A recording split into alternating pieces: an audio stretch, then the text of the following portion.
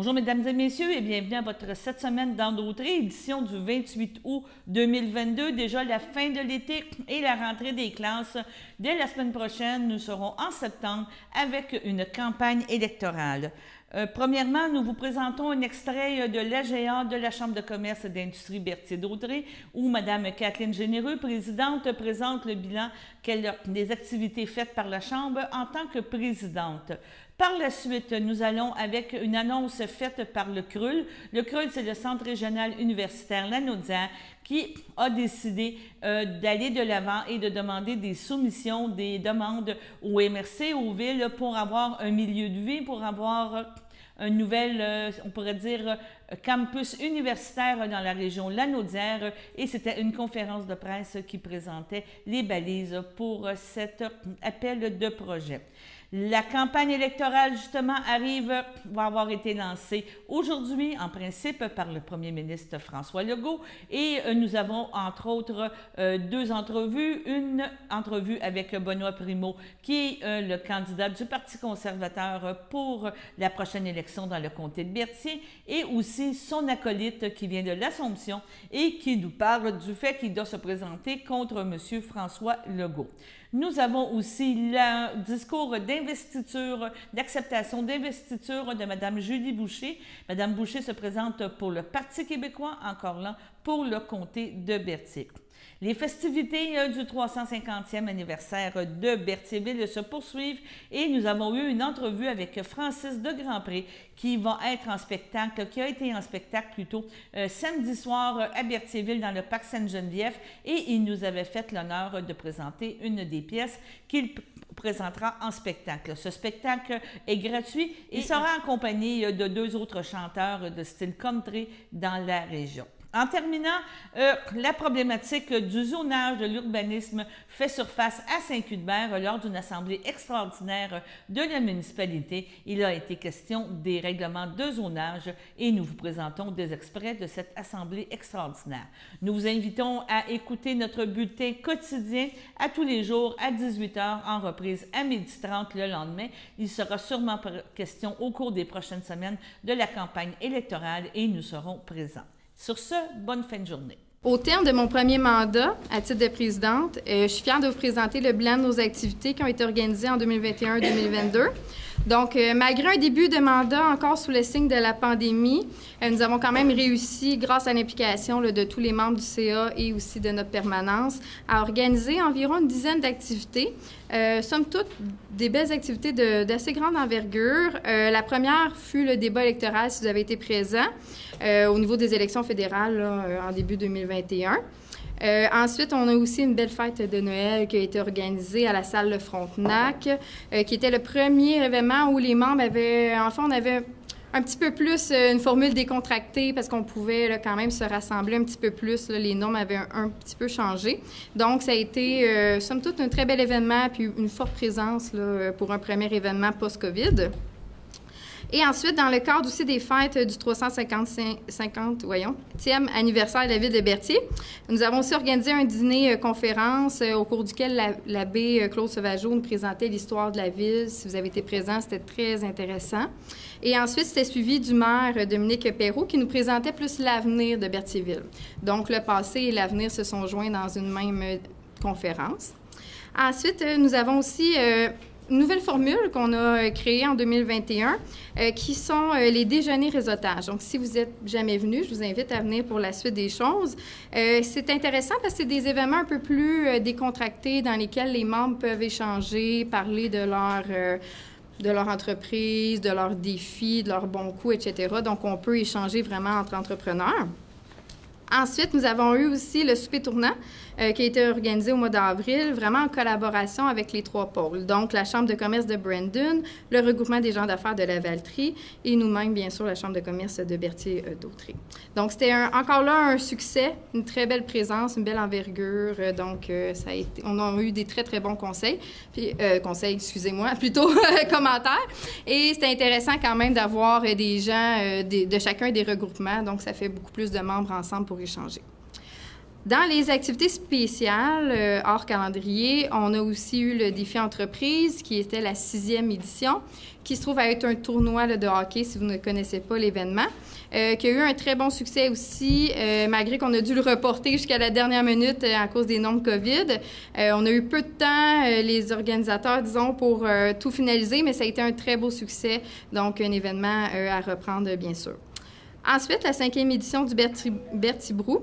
On a connu un record là, en termes de participation de la population. Donc, encore une fois, ça a bien fait rayonner la région. Donc, c'est un très bon point. Ensuite, bien sûr, on a ce qui s'en vient. On a dû le reporter un petit peu là, en début de saison prochaine. Donc, la classique de golf. Donc, si vous êtes déjà venu, je vous invite à venir. Ça va être le 8 septembre prochain. Donc, ça fait partie officiellement de notre année 2021-2022, mais qui sera, là, disons, à cheval entre 2 années là, au niveau de la Chambre. Si vous n'êtes pas inscrit, c'est encore le temps. Donc, on vous invite à participer. À noter aussi qu'on a eu un nouveau magazine. Je ne sais pas si vous avez eu peut-être vent de ça, si vous l'avez reçu à votre entreprise ou dans votre Publisac. Nous avons eu un total de 4 éditions. Ça s'appelle l'Info CCIBA. Et ça a été un outil vraiment là, pour publiciser les activités de la région, les activités de la Chambre et aussi pour faire rayonner les entreprises de la région. Donc, on verra la formule, comment elle va être adaptée là, au courant de l'année prochaine, mais ça a été aussi un succès. Puis on a eu beaucoup de gens là, qui nous ont donné des bons commentaires et qui ont participé. Ensuite, nous avons fait quand même plusieurs choses cette année. Ensuite, nous avons complètement reconstruit notre site Web. Donc, si vous n'avez pas été le voir encore, je vous invite à y aller. Vous allez voir, il y a beaucoup de changements. Il y a aussi une plateforme membre, donc ça devient vraiment un site transactionnel où vous pouvez faire votre adhésion, payer votre cotisation annuelle. Vous pouvez mettre à jour toutes les informations sur votre entreprise. La liste des membres aussi. Donc, en fait, pour votre entreprise, c'est aussi bon d'être vraiment listé là, dans nos entreprises membres pour ceux qui font la recherche. Donc, c'est vraiment là, un travail ardu qui a été fait en collaboration, bien sûr, avec plusieurs membres du conseil d'administration. Donc, merci à tous là, pour l'engagement. Actuellement, on compte environ une centaine de membres et puis on travaille, bien sûr, sans arrêt à acquérir de nouveaux membres. Donc, c'est un travail qui sera poursuivi là, dans la prochaine année aussi. Bon, on a fait plusieurs activités, comme vous pouvez voir. C'est sûr qu'on n'aurait pas pu avoir tout ce succès et réaliser tout ça sans nos membres du conseil d'administration, mais aussi, bien sûr, nos partenaires et collaborateurs. Donc, je tiens à les remercier ce soir. Nous avons Desjardins, la Caisse d'Autry. Nous avons la Ville de Berthierville, la firme EBI, la SADC d'Autry-Joliette, Technicum, Élisabeth Gagnon, photographe, Pascal Charland, CPA, CTRB, au 1035, l'Action d'Autry et l'ANOM. Je voudrais aussi remercier les membres de mon conseil d'administration qui ont donné leur temps, leur énergie, qui sont très engagés à ce que la Chambre poursuive ses activités. Donc, ma vice-présidente Caroline Ouellette, mon vice-président Jimmy Mondor, Vanessa Sylvestre, secrétaire, elle n'est pas présente ce soir, Éric Fortier, trésorier, et les administrateurs. Donc, j'ai Madeleine Laporte qui est ici aujourd'hui, Michael Belrose, présent aussi, Olivier Minot, Philippe Denis et Steve Piché, qui est président sortant aussi.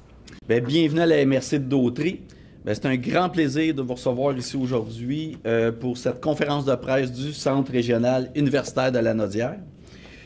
Depuis quelques années, par son implication, le CRUL donne la chance à des Lanaudoises et Lanaudois de compléter leurs études universitaires dans la région, ce qui est très important. En plus de favoriser l'augmentation du nombre de diplômés, il permet à ces derniers d'aspirer à des emplois stimulants et bien rémunérés. En tant qu'élus, nous accordons une grande importance à toute initiative qui contribue à l'optimisation et au développement de l'offre en éducation dans notre MRC. La MRC d'Autry voit d'un très bon œil le maintien et l'intensification des actions du CRUL dans la région par l'implantation éventuelle, puis je rajouterais nécessaire, d'un campus universitaire. Ceci dit, je suis convaincu que mes consoeurs et confrères élus unissent leur voix à la mienne pour vous dire qu'il faut s'assurer de la présence d'un point de service qui permettrait à l'ensemble de la population du territoire d'avoir accès à une formation de niveau universitaire. Vous savez, je pense que les distances aujourd'hui, c'est épouvantable aller à Montréal. Et notre région est considérée comme une des régions qui va avoir la plus grande démographie, qui va vraiment avoir beaucoup de gens qui vont venir s'installer. On fait partie d'une des régions, hein, la Nodière, où il va y avoir énormément de monde. C'est dit, c'est ici que les gens commencent à venir s'installer. Donc, c'est d'une grande importance. On peut dire, vous savez, je me suis fait dire, oh mon Dieu, quel processus, ça va-t-il arriver? Bien, comme élu, à un moment donné, il faut la faire tourner, la roue, puis il faut commencer aujourd'hui.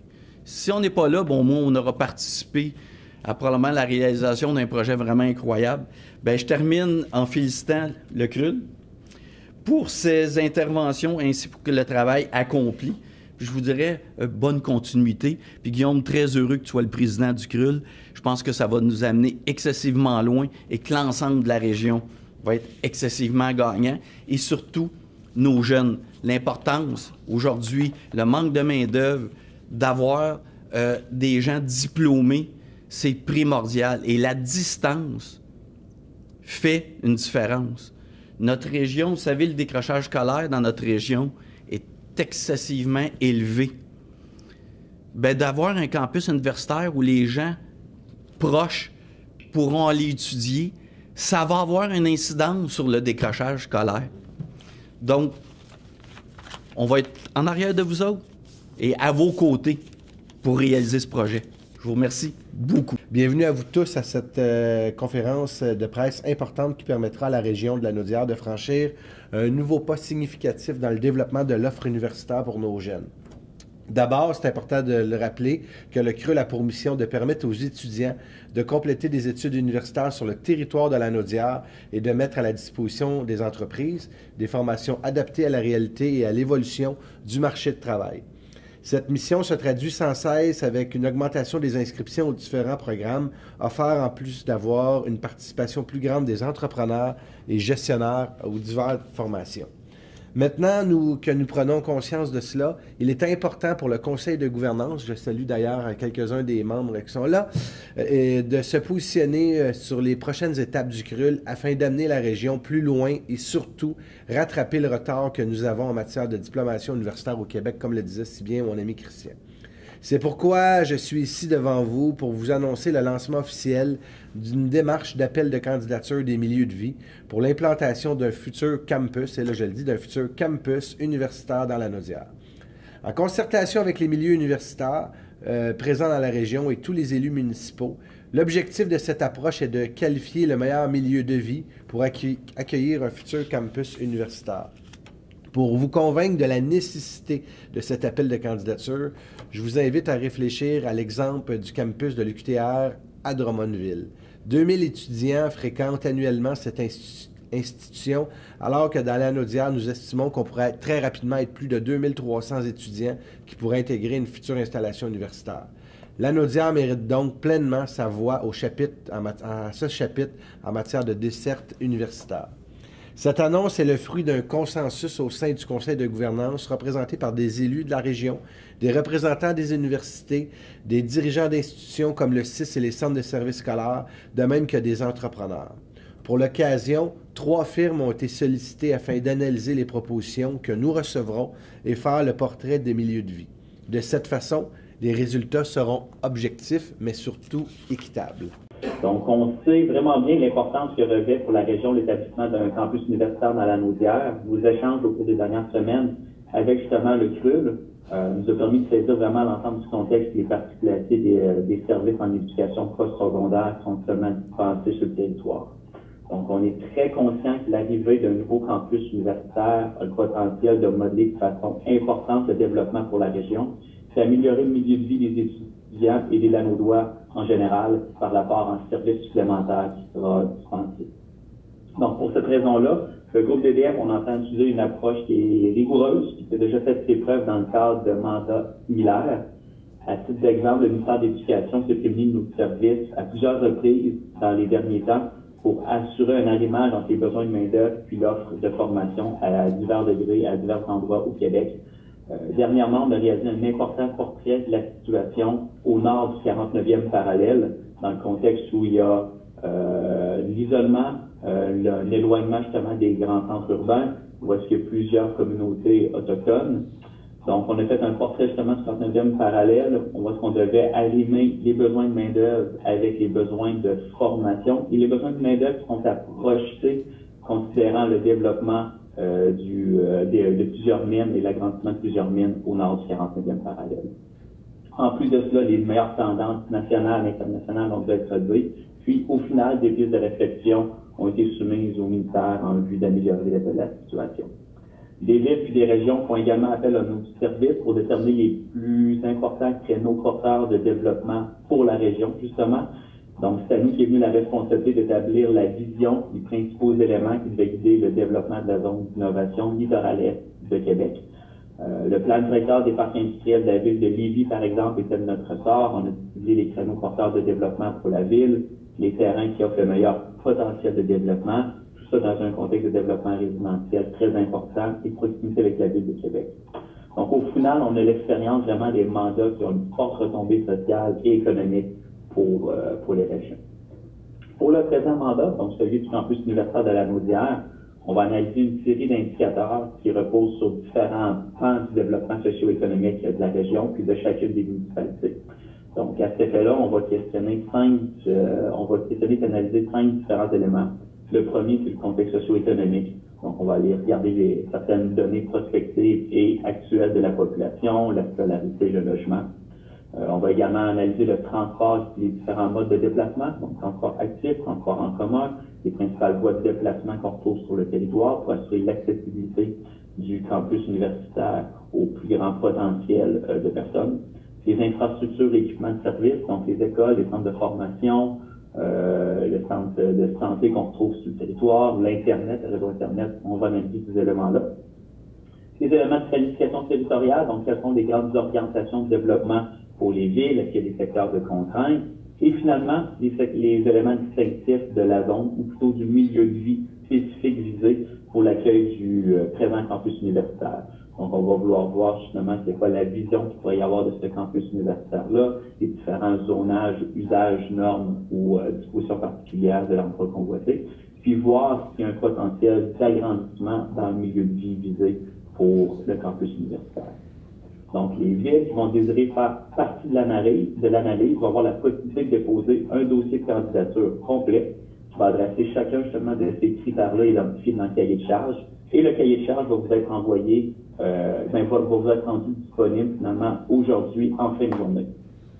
Les villes qui vont désirer prémunir de ce cahier de charge-là pourront contacter Alexandre Gagné. Donc, parallèlement à ce travail-là, le groupe DDF, nous, on va réaliser vraiment une série d'entretiens avec des acteurs clés du milieu de l'éducation et du développement. Ces acteurs-là vont être ciblés de pair avec le CRUL, qui ont vraiment une bonne connaissance fine du secteur. L'intention de ces entretiens-là, spécialisés puis spécifiques, va être de bonifier la compréhension des enjeux du territoire à partir justement de l'expertise et de l'expérience des acteurs du milieu. Le but de ça, au final, c'est vraiment d'accroître la robustesse de nos analyses. Donc, à terme, la ville qui va disposer du plus important et du plus grand nombre d'avantages comparatifs, donc ce que j'entends par là, c'est vraiment des éléments dans lesquels elle se distingue avantageusement de ses pairs, va voir être la ville recommandée pour l'établissement du campus universitaire dans la Naudière. Au final, on est à une quinzaine d'indicateurs qui vont être suivis et analysés. Donc voilà, la démarche, elle se veut vraiment transparente et rigoureuse. Le dépôt des candidatures pour les différentes villes est prévu au début du mois d'octobre. Et de notre côté, on va remettre notre rapport au conseil d'administration du CRUL à la fin de l'année 2022, donc à la mi-fin décembre. Donc voilà, merci pour votre attention. De l'autre côté, merci beaucoup. Vous avez compris les indicateurs, ça veut dire sur une quinzaine d'indicateurs, le meilleur, par exemple, il y a 7 villes qui soumettent leur candidature, le meilleur va avoir 1 point, les 6 autres n'ont pas de point. Ça va être la même chose pour les 15 critères, puis celui qui a le plus de critères à terme va être le milieu de vie sélectionné. On veut que ça soit clair, que c'est là que ça va. On s'est beaucoup battu dans le passé dans la région. Vous la connaissez peut-être même plus que moi, certains d'entre vous, la région de la Naudière, des fois. Là, il faut avoir un rapport béton pour que ça soit clair où est-ce que ça s'en va. De l'autre côté, merci à l'UQTR qui sont présents, mais aussi l'Université de Montréal, l'UQAM, qui ont travaillé à nos côtés pour avoir plutôt les critères qui sont évalués. Vous allez comprendre que on a travaillé en collaboration avec eux parce que c'est eux qui connaissent c'est quoi pour que ça marche une université en tant que telle. Je vais vous donner un exemple super concret, puis ça va aller un peu en lien avec ce que tu as dit, Christian, tantôt. Je vais vous donner un exemple. Vous savez, oui, je suis le président du CRUL, mais je suis aussi le maire de Mascouche. Je suis à côté d'un train de banlieue. J'ai du terrain en quantité disponible. Bien, clairement, je veux juste que ça soit clair que moi, je ne déposerai pas. Donc, mon conseil, je leur ai dit, moi, je veux tellement la réussite de nos jeunes. Je reviens un peu à ce que Christian disait tantôt. Je ne veux pas être en conflit d'intérêts. Donc, comme président, je pense que c'est important de ne pas se mettre en conflit d'intérêts. Donc, on ne déposera pas de rien. Mais je vais vous donner un exemple si c'est Mascouche qui était sélectionné. Si, par exemple, Mascouche est sélectionné, qui est situé un peu plus dans le sud, vous allez dire, là, on n'aime pas diviser le territoire, mais des fois, il faut le faire pour bien comprendre. Mais clairement, puis ça, c'est dans l'orientation première du CRUL, s'assurer au minimum qu'il y ait un satellite, un lieu, des classes commodales, quelque chose un peu plus au nord, pour répondre justement à une clientèle. On va laisser le CRUL décider c'est quoi le meilleur endroit. C'est pas le CRUL, mais plutôt les universités. C'est où le meilleur endroit? C'est-tu 1, 2 ou 3 endroits à faire des satellites? Vous comprenez que ce n'est pas à nous non plus à prendre ces décisions finales-là, mais pour nous, clairement, qu'il y a un campus, par exemple, du côté de Joliette, il va falloir avoir un satellite du côté plus du sud, soit Repentigny, Terrebonne, dans ces secteurs-là. Donc, pour nous, c'est important, puis on vous rejoint sur ce que vous avez dit tantôt. Est-ce qu'on pourrait en avoir plus? C'est clair qu'on en voudrait tous plus, mais vous comprendrez que ce n'est pas à nous à décider de ça. Ça va être plus à l'université en tant que telle. Autre chose que j'avais le goût de vous partager, c'est au niveau de la collaboration. On a mis ensemble toutes les universités, c'est un défi en soi. Comme les maires aussi, c'est un défi en soi, parce que ce qu'on entend beaucoup, c'est quand les recteurs d'université appellent des villes faire un peu, bien là, toutes les villes disent, bien là, on le veut chez nous, on le veut chez nous, on le veut chez nous, on le veut chez nous. Donc, vous comprendrez, de cette façon-là, on n'avance pas. Donc, l'objectif, c'est vraiment de rallier, puis que les maires, on travaille tous ensemble, les universités travaillent tous ensemble, puis est-ce que ça pourrait être possible que dans la même université, bien, il y ait l'université de Sherbrooke, l'université de Montréal, comme un peu, je disais l'université de Sherbrooke à cause de Longueuil, c'est un peu le même principe. Donc, d'avoir à l'intérieur l'UQTR, d'avoir l'UQAM, d'avoir l'UDM, je pense que c'est des choses qui sont possibles en 2022. Il faut essayer de refaire un peu les choses à l'extérieur. Puis je termine là-dessus, ce que Christian aussi a dit tantôt. Vous savez, il y a des secteurs qui sont peut-être un peu... on était hier dans Montcalm, qui nous disaient, eux autres, la réalité, c'est le décrochage au niveau du secondaire. Est-ce que l'arrivée d'une université va pouvoir aider, collaborer? Est-ce que, si par exemple, il y a des programmes en enseignement, mais est-ce que pour avoir des stages à faire avec ces jeunes-là qui sont plus en difficulté pour finir le secondaire, il va y avoir quelque chose, il va falloir vraiment que la région se penche, réfléchisse, puis qu'on sorte un peu de la boîte pour vraiment avoir un projet qui va être à notre image. Ça, on va pouvoir le travailler quand ça va être annoncé en tant que tel par le gouvernement du Québec. Le CRUL, nous, notre démarche, c'est que la région se mobilise, qu'on dise c'est là le meilleur lieu. Après ça, bien, il y a des élections qui s'en viennent. On va entendre ce que nos partis politiques vont avoir à dire là-dessus. Puis à terme, ça va être le ministère de l'Éducation supérieure avec les universités qui vont financer. Vous comprendrez que ce n'est pas le CRUL qui va financer en tant que tel l'université. On n'a pas ces sommes-là. Mais on croit fortement, avec les discussions qu'on a eues, qu'on est vraiment dans la bonne lignée, dans la bonne direction. Puis on va laisser le temps faire les choses. Mais je suis super ravi. Puis, j'ai regardé tantôt le drapeau, bravo de le mettre. Mais, tu sais, osez grand, vivez grand. Mais je pense qu'on a le droit d'oser dans la Naudière. On a le droit de rêver, mais on a le droit aussi d'avoir un projet qu'on y croit. Puis, on va tous y croire tous ensemble. Donc, on est disponible, moi puis Mathieu, puis peut-être même Alex, là, à répondre aux questions. Les dates, on le répète, le 4 octobre, date limite pour déposer. Il y en a qui vont dire c'est rapide. L'important, c'est de déposer. Après ça, n'oubliez pas qu'ils vont rencontrer les villes, les milieux de vie qui ont déposé. Donc, ils vont pouvoir venir bonifier encore là, durant les semaines suivantes. Et l'autre chose qui est important, Si par exemple, Lavaltrie, nommé Lavaltrie, vous avez 2-3 promoteurs des milieux de vie qui se mobilisent, mais la ville, vous avez le droit de déposer un lieu par ville. Donc, la ville va avoir un travail en premier lieu à faire. Si par exemple, à Joliette, il y a 3 endroits, bien, la ville de Joliette va sélectionner le meilleur endroit selon lui où ce qu'il voit ça pour pas que ça soit en compétition dans la même ville, là, ça n'aura pas de sens. Bonjour à tous et à toutes. Merci de votre présence au lancement du Parti conservateur du Québec dans Berthier. C'est un moment unique. Il n'y a pas eu de Parti conservateur dans Berthier depuis un bon bout. Mais cette fois-ci, il y en a un. On partage tous et toutes les mêmes valeurs. C'est pour ça qu'on est ici. Des valeurs de liberté, des valeurs de liberté de choix surtout. Je pense que c'est un moment avec lequel on doit tous et toutes être très fiers. Je fais des rencontres, je les tous et toutes rencontrés. C'est vraiment, je rencontre des gens dans le comté vraiment extraordinaires, du monde de tous les âges, du monde de tous les milieux, de tous les horizons. Ça prouve une chose, c'est que les gens veulent vraiment du changement.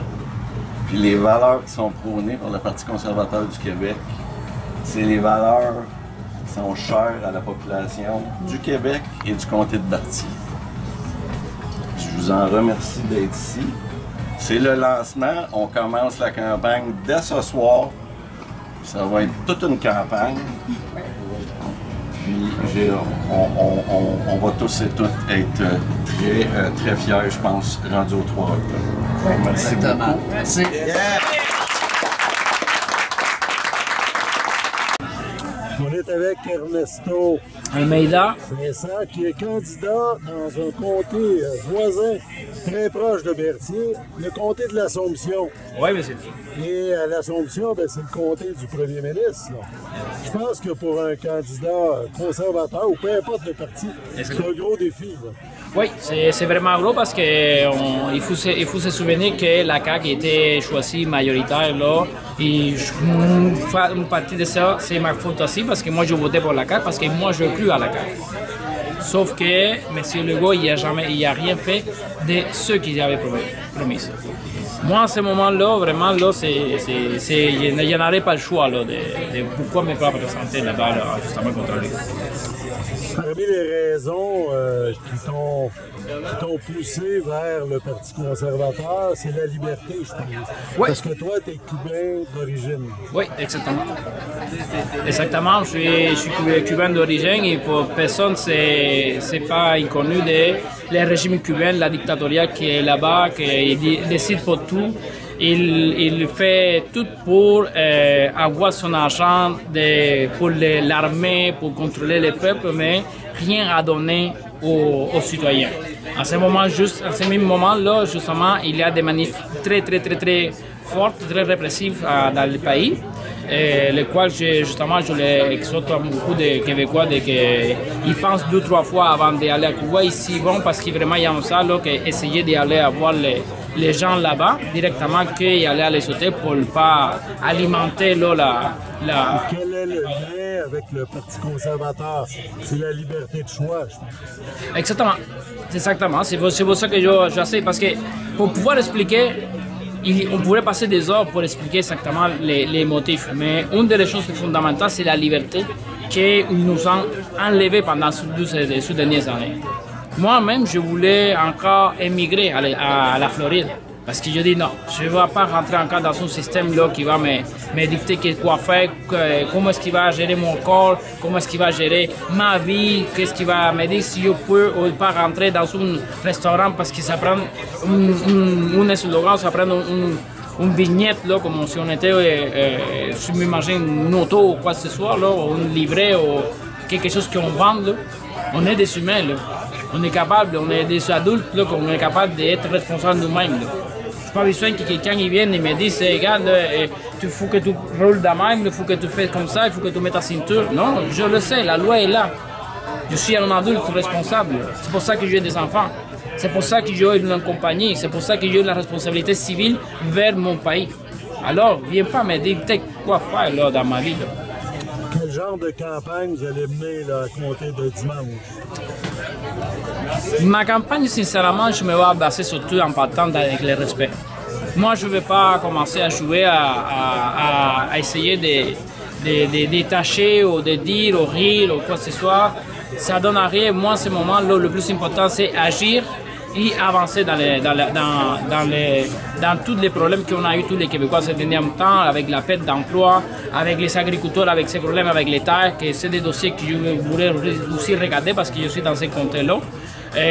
Regarder aussi les problèmes dans les écoles. Mais exactement, me fier au programme d'Éric Durin. Exactement. Mais il a commencé avec ça. Et entre-temps, écouter directement les citoyens parce qu'il y a beaucoup d'autres choses que le monde n'en parle pas, mais qui sont présentes dans les problèmes de la citoyenneté. Je vous remercie. Merci à vous. Je me demandais comment doit-on commencer à écrire son discours d'investiture? Cette question m'a tout de suite ramenée au tout début du chemin de ma vie.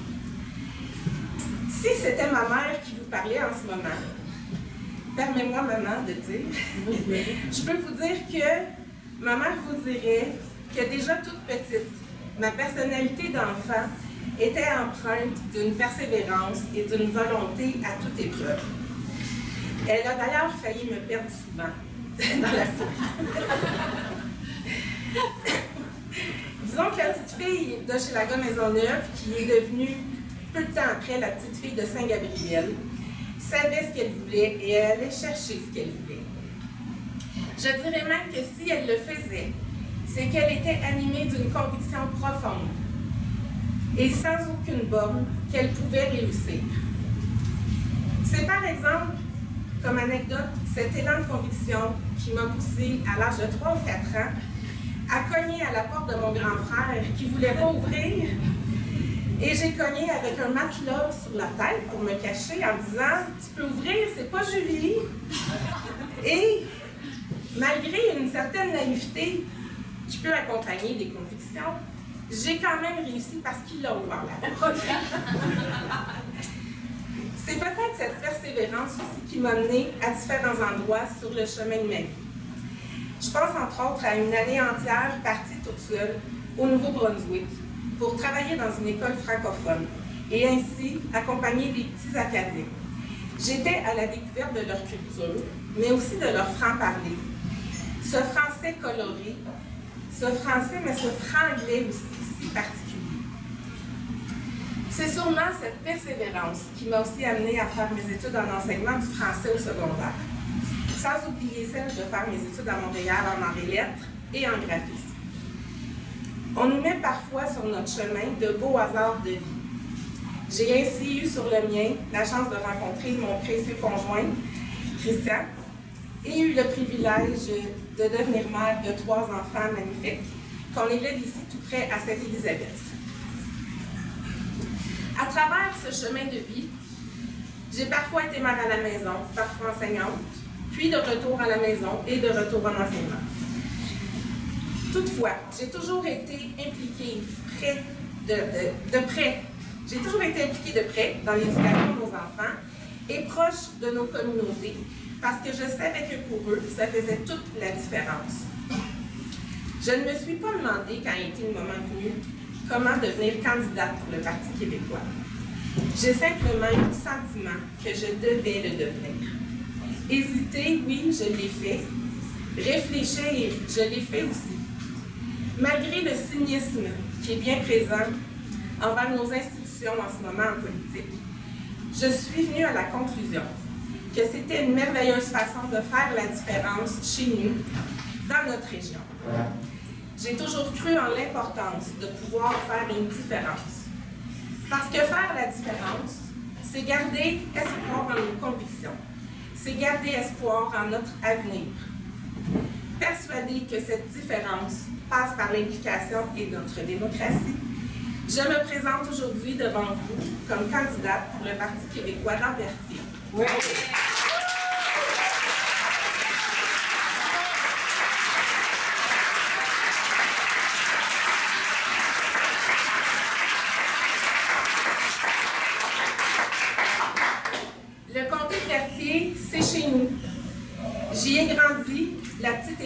l'adolescence. J'y ai vécu, j'y élève aujourd'hui mes enfants, ma famille. J'y ai aussi travaillé auprès de nos enfants. J'y ai vu des amis s'enraciner, choisir de rester ici pour revitaliser nos milieux et les rendre plus riches de ces villes et de ces municipalités, de ces campagnes. J'y vois nos jeunes d'aujourd'hui s'apprêter à s'y émanciper, tout en réclamant, et avec raison, un virage vert. J'y ai vu nos aînés bâtir des bases solides et devoir aujourd'hui se battre pour améliorer leur qualité de vie. Enfin, comme attachée politique, avec une des meilleures équipes, j'y étais plus près que jamais, auprès des gens, des organismes, de nos entreprises, et j'ai pu constater les défis grandissants dans Berthier. La bonne nouvelle, c'est qu'ensemble, nous pouvons faire la différence. Et c'est avec vous que je compte travailler comme députée de Berthier, et c'est proche de vous que je suis. Et c'est votre voix que je veux porter à l'Assemblée nationale. Berthier a besoin d'une voix pour les représenter, et non d'une voix pour représenter le gouvernement dans Berthier.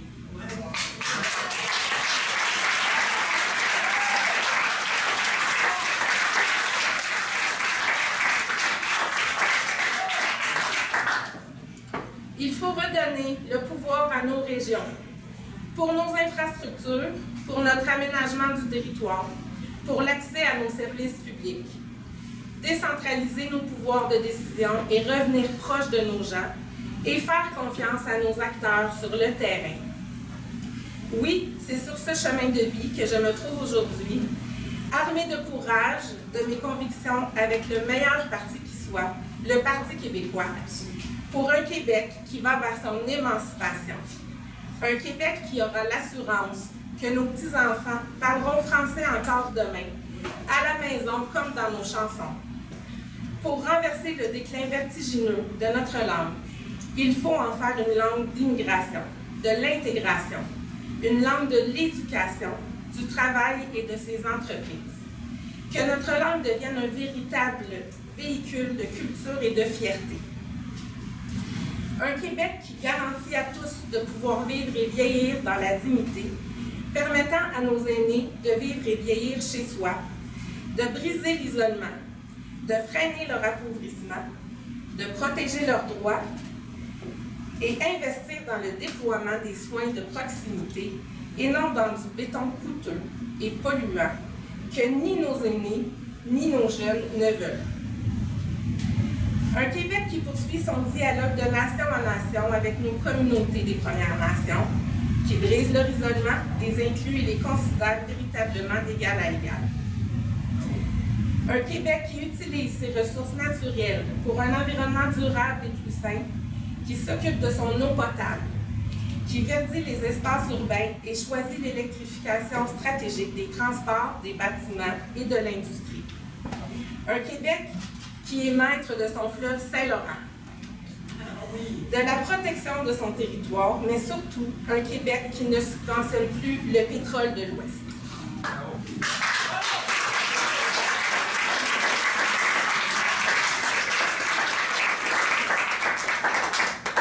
Bien sûr, je veux l'émancipation d'un Québec qui rayonne enfin à l'international, qui prend ses propres décisions et qui possède tous ses outils dans sa boîte à outils.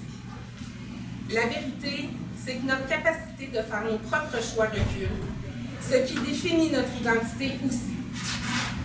C'est pour ça que je suis avec le Parti québécois, le seul parti qui porte bien ancré dans ses valeurs ce projet magnifique de société, celui de faire du Québec un pays.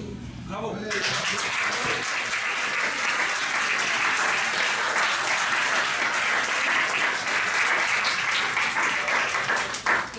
Vous voyez donc devant vous la petite fille d'Hochelaga Maisonneuve, devenue la petite fille de Saint-Gabriel, qui a eu la chance de voter oui pour la première fois de sa vie, en 1995, au dernier référendum. Aujourd'hui, c'est sans aucun doute la même persévérance qui me pousse à servir les citoyennes et les citoyens de Berthier, plus convaincus que jamais de l'urgence de notre indépendance. Je dirais même que si je le fais, c'est que je suis animée de la conviction profonde et sans borne que nous pouvons et allons réussir. Merci. Je suis en compagnie de Francis de Grandpré. Bonjour Francis. Bonjour. Hey, on a une vedette avec nous Ah, qui a fait ben de la non, voix, ben qui a non. fait des choses et tout. Merci d'être dans nos studios. Merci pour l'invitation. Ça nous fait plaisir. Francis, on va parler de toi un petit peu. Tu es un gars de Berthier. Ouais. Puis, tu as eu, je voudrais dire, une bulle d'air. Tu as eu quelque chose, tu te dis, j'aime ça chanter, je fais de la guitare. Oui, exactement. Dans le fond, tu sais, en fait, j'ai toujours joué de la guitare. Je me suis acheté une guitare à l'âge de 13 ans. Puis, en fait, j'avais peut-être 27 ans, 26 ans lorsque je me suis décidé d'aller faire une petite audition à la voix. Puis, ben, ça a fonctionné. Les choses ont très, très bien été. J'étais avec Marc Dupré. Tu as fait de la guitare, tu l'as appris par toi-même ou tu es allé faire des cours ou tourner Non, en fait, c'est ça. À l'âge de 13 ans, je me suis acheté ma première guitare, puis j'ai pris aucun cours, j'ai appris sur Internet. Puis c'est ça. Donc, je jouais avec mes chums autour d'un feu. Puis c'est ça. Puis je te dirais que de 13 à 27 ans, j'ai pas vraiment fait de show. Tu sais, je jouais juste de même pour le fun. Puis c'est ça, c'est vraiment, dans le fond, à l'émission La Voix que tout a commencé. Tu sais. Puis qu'est-ce qui t'a motivé d'aller là? C'est un pari avec tes chums? C'est mes chums, c'est ça, qui ont dit ah ouais, essaye donc, là, tu vas te chanter bien, t'as du charisme, essaye-le, tu sais, j'étais comme bon. T'as rien à perdre. Let's go. Tu rien à perdre. Go with the flow, puis ben, écoute, ça a bien été. Je me suis rendu jusqu'au quart de finale, au live.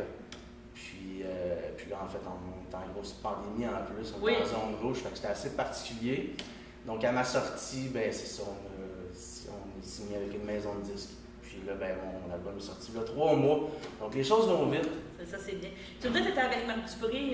Ton expérience avec Marc, justement, lui aussi, c'est un self-maker. Il a commencé comme humoriste, il a commencé comme imitateur, puis il se retrouve chanteur. Puis on peut parler de son histoire un petit peu à cause qu'il était associé avec René Angélil. Puis il était comme tout gêné de monter. J'ai inventé une chanson, qu'est-ce que t'en penses? Il était pas trop sûr. Il était pas trop sûr, lui aussi, puis là, il a voulu. Puis là, c'est ça. En fait, aujourd'hui, il est partout.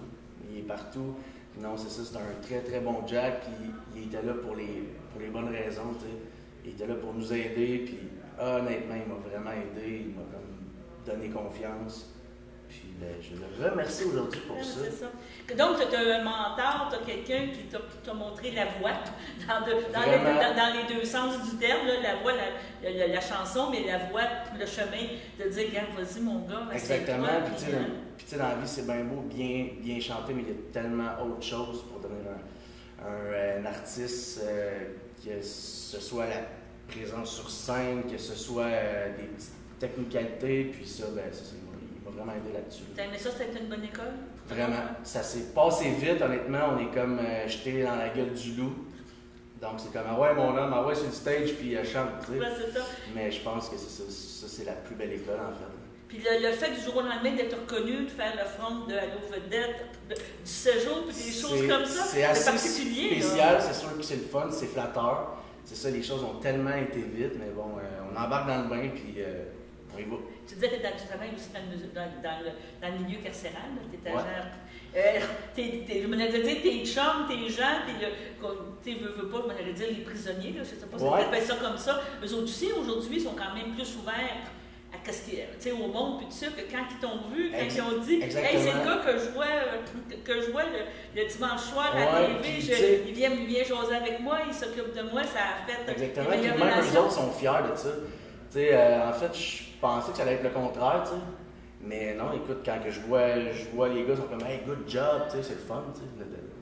D'être apprécié. Exactement, c'est ça. Que là, tu as sorti, là, après ça, tu as été approché par une compagnie de disques. C'est quoi la compagnie qui. Les Productions Dynamite. C'est qui ça? C'est des gens connus ou c'est. C'est Véronique Labbé et Samuel Busque. Donc, les deux m'ont pris en charge, honnêtement. Puis, dans le fond, Véro, aujourd'hui, c'est ma gérante. Donc, elle fait un très, très bon travail.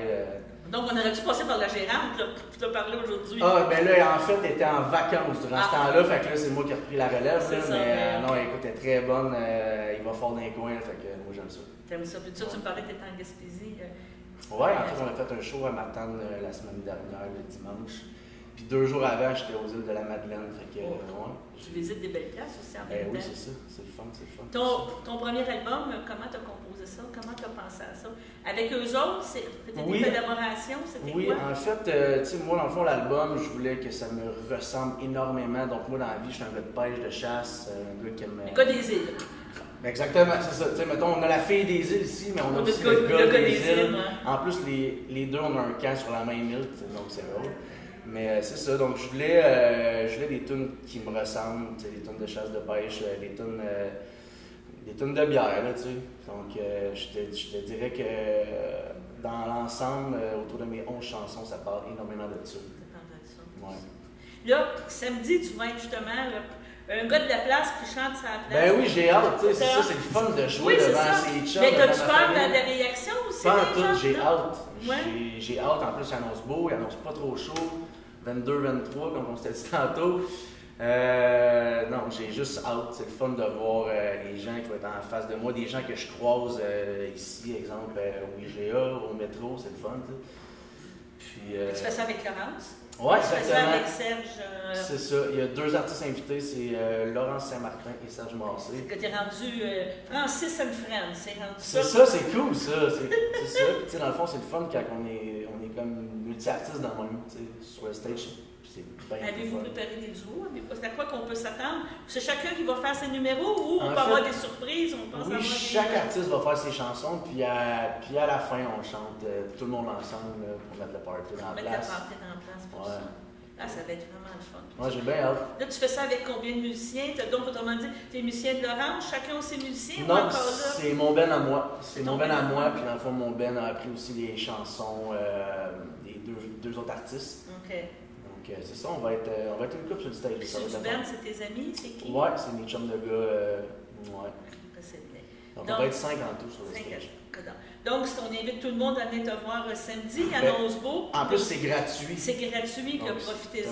C'est un très bel événement que la ville de Berthierville fait. En plus, pour les 350e de la ville. Je trouve ça super. En terminant, justement, tu as ton nouvel album. Tu nous fais-tu quelque chose? Ben, on peut bien.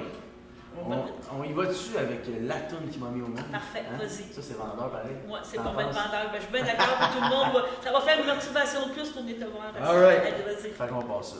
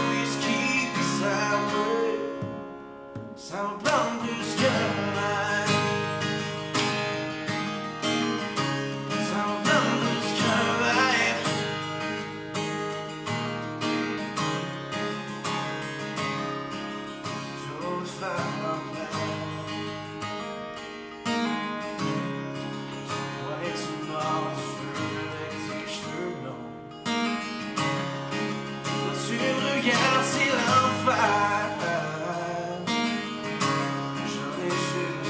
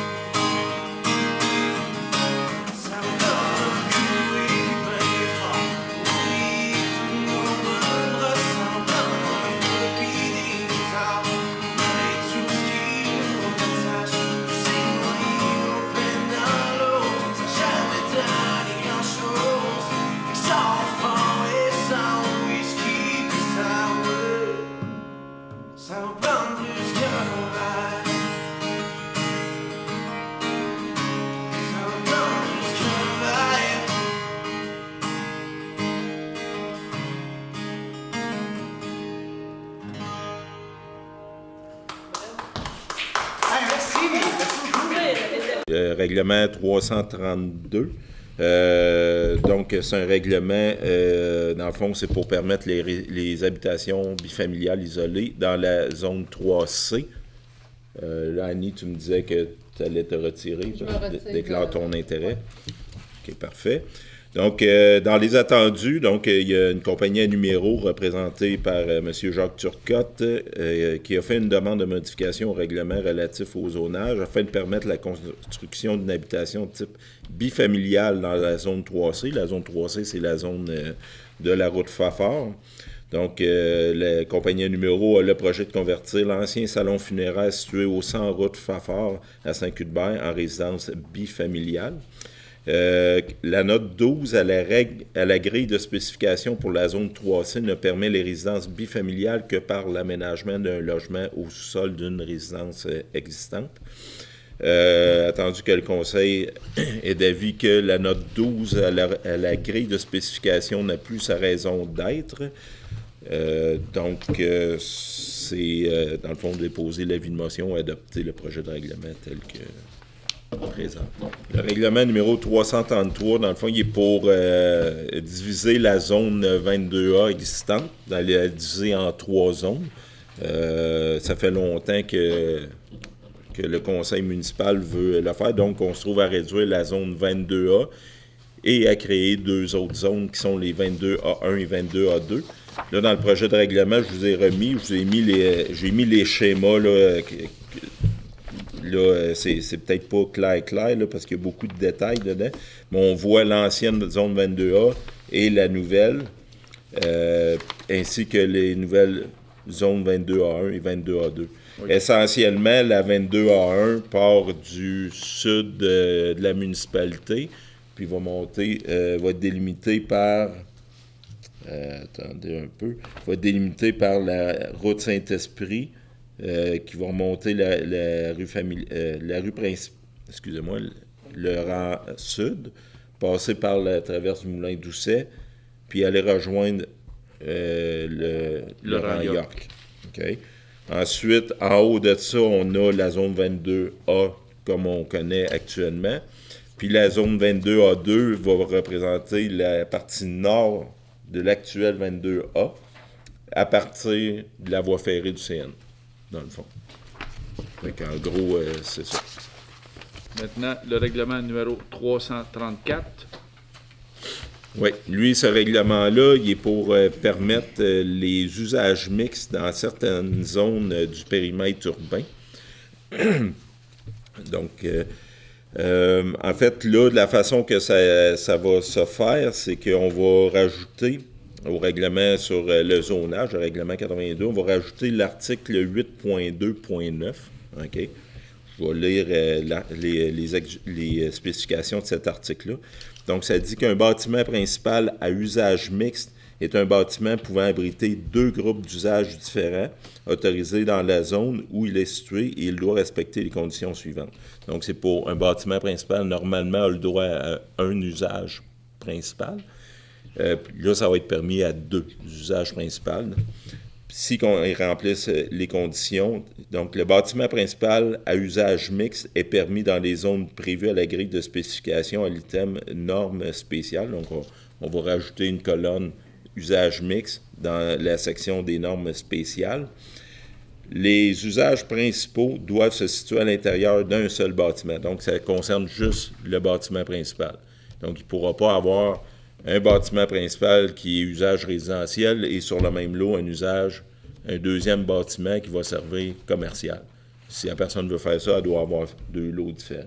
Okay? Donc, c'est vraiment dans le même bâtiment. C'est le projet de règlement, là. Il faut l'adopter. On peut étudier ton cas spécifique pour voir si ça te convient, là. OK. Bon, un des 2 usages principaux doit obligatoirement être un usage du groupe résidentiel et un usage du groupe commercial ou public institutionnel. Okay? Ensuite, les opérations des usages commerciaux sont effectuées à l'intérieur du bâtiment principal et aucune marchandise n'est entreposée à l'extérieur. L'usage commercial n'émet ni fumée, ni poussière, ni odeur, ni gaz, ni éclat de lumière, ni vibration, ni bruit qui sont une source de nuisance pour le voisinage. Il est obligatoire d'aménager des espaces de stationnement supplémentaires pour les fins d'un tel usage. Puis toutes les autres normes et dispositions concernant les bâtiments principaux sont applicables aux bâtiments d'usage mixte. Donc, ce règlement-là n'exclura pas l'application des autres articles là, qui vont concerner les bâtiments principaux. Puis l'article 3, là, dans le fond, qui dit que la grille de spécification, il va y avoir une colonne qui va être rajoutée, qui va s'appeler usage mixte. Puis, dans le fond, qu'on va permettre l'usage mixte, OK, dans les zones 3C, ça c'est la zone de la route Fafard, la zone 4HC, ça c'est la zone entre la route Fafard, le long de la rue principale, aller jusqu'au presbytère, puis la zone 7HC, qui est la zone de la rue principale, à partir de la rue Chenevert, aller jusqu'à la zone agricole. Donc, ces trois zones-là, ça va être permis d'avoir dans le même bâtiment un usage résidentiel et un usage commercial. Donc, là, on a vu, on a encore plein de questions. On y va à la pièce. On a changé 3 parties de règlement parmi tout notre règlement de zonage. Bien, c'est pour ça que le Conseil songe à engager une firme pour faire un règlement de zonage adapté à 2022 ou 2023. Selon nos besoins au goût du jour de toutes les municipalités. Disons qu'on ne veut plus y aller à la pièce puis y aller avec des personnes qui ont une expertise X pour traiter de ce sujet-là. Donc, à suivre ce dossier-là.